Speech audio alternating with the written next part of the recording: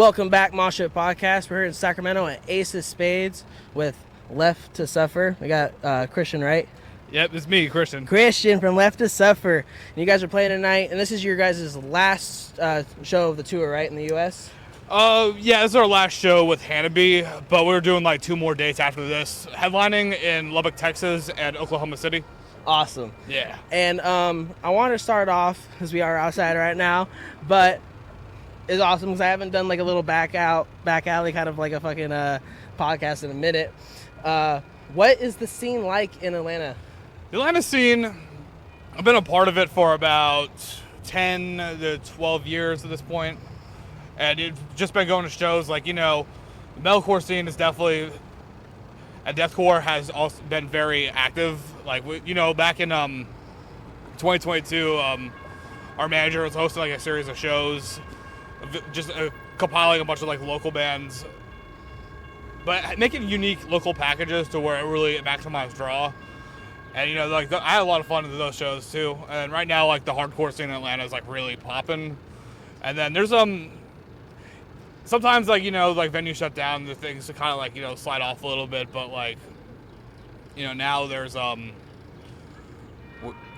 new venues opening up all around Metro Atlanta. It's been a little while since I've been to like a local metalcore or deathcore show, but definitely want to hit one of them in the summertime. Oh yeah, I gotta make it out to Atlanta.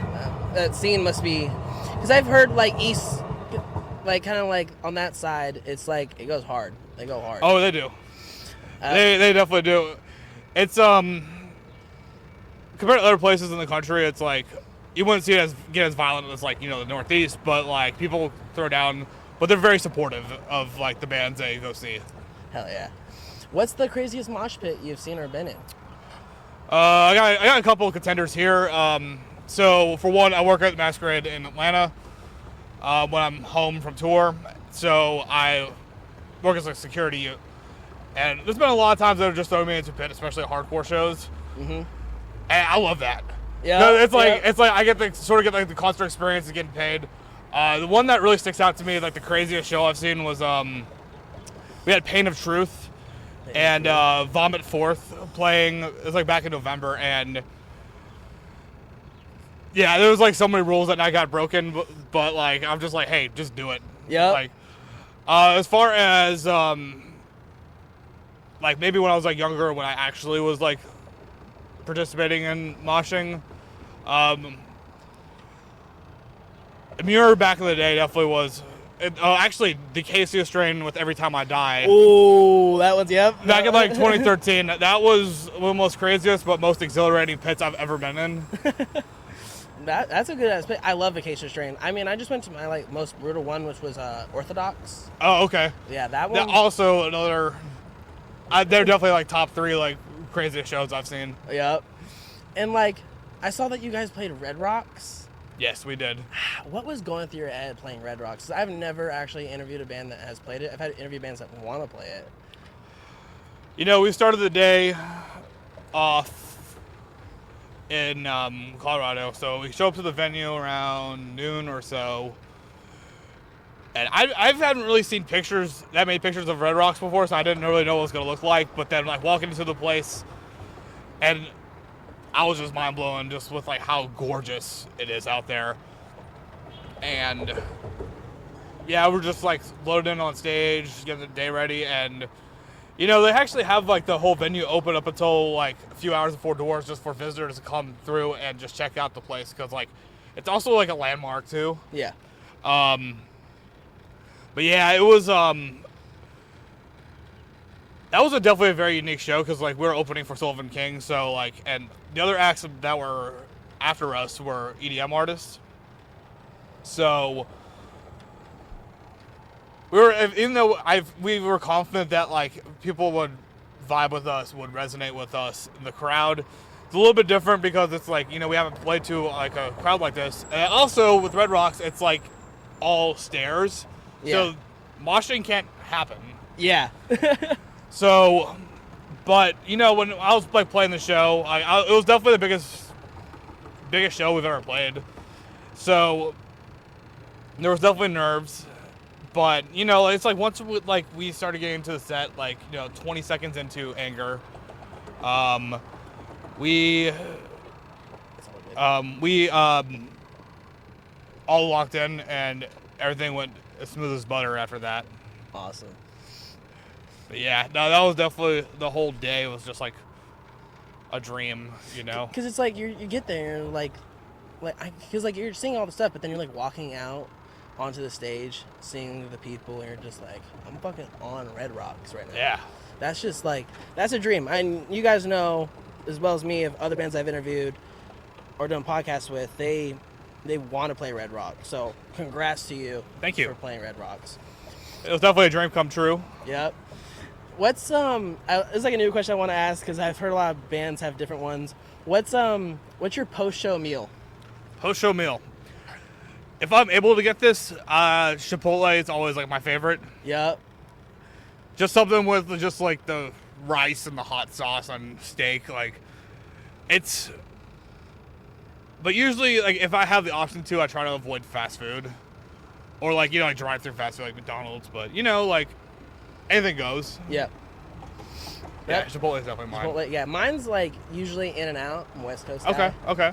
So In-N-Out's usually my go-to. If not, Denny's. Oh yeah, Denny's. Denny's, especially if you've been drinking a little bit. Yeah, Denny's is like, it's a great breakfast joint. Like I had it the other day when I woke up like 6 in the morning. But yeah, sometimes like we hit that after a show. Hell yeah. And I eat a lot and then I go to sleep. Yep, that's how it is. That is. And like, I saw that you guys on the way to Oklahoma City back in February had a little incident with a drunk driver. Yep. What happened there? All right, so it's we played our first show on our 5.5 week tour with Gideon. You know, it went great. Got on the road, started driving for about 3 to so hours. Like we got to Maumelle, Arkansas, it's like near Little Rock. Drive down the highway, going like 60. 5 a.m. Everything was like normal. There was a guy in the on-ramp parked, or it seemed like he was parked. Yeah. So we moved over one lane, and then right when we got up to him, I don't know what possessed him to launch his car, make a hard left turn. Came straight towards us. Luckily, we were able to swerve out of the way. Yeah. And enough to where, like, he did cause damage on the back of our van, but our trailer got clipped, like, pretty much broken off and it flipped over. And then, yeah, we all woke up, and that was, like, probably the most fucked up thing that's ever happened on tour for us. Oh, yeah. But in the same breath, it's also, like, all things considered, we are so lucky that we're all okay. That's the only thing that matters. We're so lucky that, like, with the van, we didn't have much damage. It was, our tire got blown out. There's definitely a lot of cosmetic damage on it, and then our trailer hitch receiver definitely got twisted up. But thanks to our boy Billy out in Little Rock, he helped us. Not just Little Billy, but also his boys too. Helped us get back on the road, service the van. Got one of his friends who's a welder for military grade jets to weld back our tow hitch receiver, and we were able to get back on the road in 2 days. That's a quick turnaround for sure. Yeah. To have 2 days of that, because I mean, it's crazy too because you're on tour right now with Outland and Color that had their van lit on fire too. Yeah, we were bonding over that like in the first couple of days too, because what they went through was definitely horrific. And oh yeah, it's like I hate seeing things like that happen to any band on tour, but at the same time, I'm glad that they're all okay after that incident.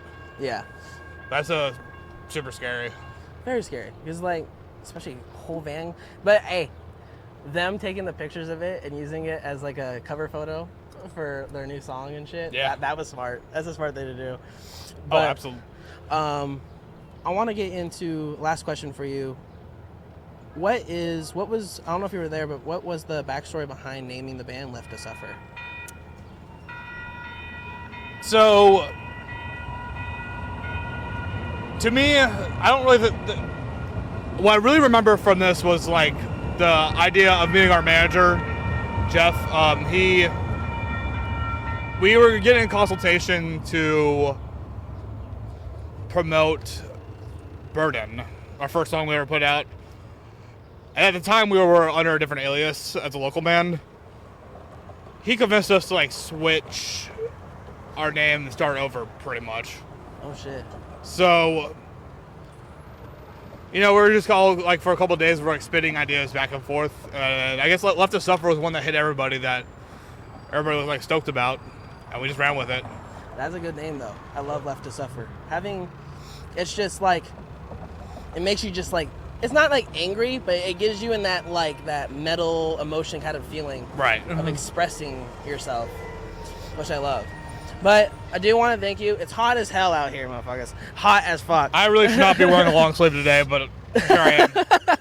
But I do want to thank you to come on, and I want you to take your time to promote any upcoming videos, music, tour, anything. We got Leap of Death coming out. Their new album is coming out on August 16th. We're also going to be on tour with Veil Maya, Brand of Sacrifice, Gideon, and more on the Summer Slaughter tour this year. So if you want to come out to one of those shows, that'd be awesome. And for our European fans, we will be out on the road with As Lay Dying, Decapitated, and Caliban in November, December. Hell yeah. Well, thank you for coming on, and you guys are going to fucking kick ass. I'm so excited to see you guys, and we'll catch you next time, Mosh Pit. Later.